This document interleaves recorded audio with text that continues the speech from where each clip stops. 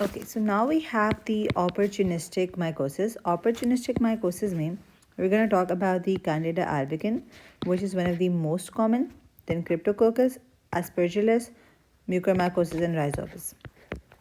So for Candida में क्या होता है कि they're actually part of the normal flora. They'll be seen in the GIT, mainly the mouth and the esophagus. Then would be seen in also in the upper respiratory tract and along with the vaginal flora. So what happens is that normally in immunocompetent person it won't occur, but if someone is diabetic or is taking any antibiotic or like oral contraceptive pills like birth control pills तो उनमें common होता है. अब इसमें होता क्या है कि first of all you need to know few of the very important things कि you have to remember 3 temperature 20, 37 and 42.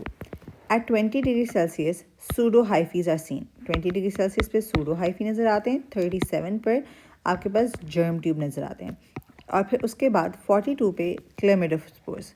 ठीक है, इसको आपने किससे याद रखना है 20, 37, 42 PGC pseudohyphae, germ tube and chlamydospores जो सिर्फ इसमें कैंडिडा इसमें बनते हैं, कैंडिडा एल्बिकस में बनते हैं. Overall what it does is कि राइट साइडेड एंडोकार्डाइटिस कॉज करता है, उसके बाद इसोफेजाइटिस कॉज करता है, वाइट सूडो मेम्ब्रेन बन जाती है with in the esophagus. Along with that oral thrush is seen in people who actually use corticosteroids, क्योंकि corticosteroids क्या करते हैं आपके पास immunosuppression कॉज करते हैं. उसकी वजह से क्या होता है oral suppression नज़र होती है. फिर along with that फीमेल्स में क्या होता है वेजिनाइटिस हो जाती है. देयर इज एक्चुअली एक तो क्या होती है इचिंग होती है और उसके बाद डिस्चार्ज होता है. ये दो चीज़ें होती हैं इसमें. इसकी ट्रीटमेंट के लिए क्या यूज़ हो सकता है topical azole sorry I think topical, हाँ जी टॉपिकल क्या होता है मैकोनाजोल यूज़ होती है और क्लिट्रोमाजोल यूज़ होती है.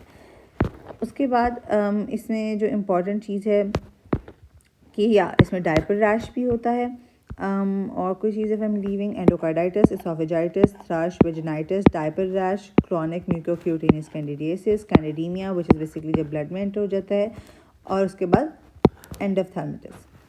अब हमारे पास इसकी ट्रीटमेंट में again we already talked about azoles itself.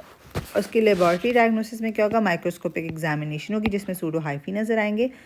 सबॉर्ड agree में typical yeast colonies, carbohydrate fermentation only. जो हमारे पास कैंडिडा एल्बिकन्स होते हैं ना वो सिर्फ कार्बोहाइड्रेट की फर्मेंटेशन कॉज करते हैं.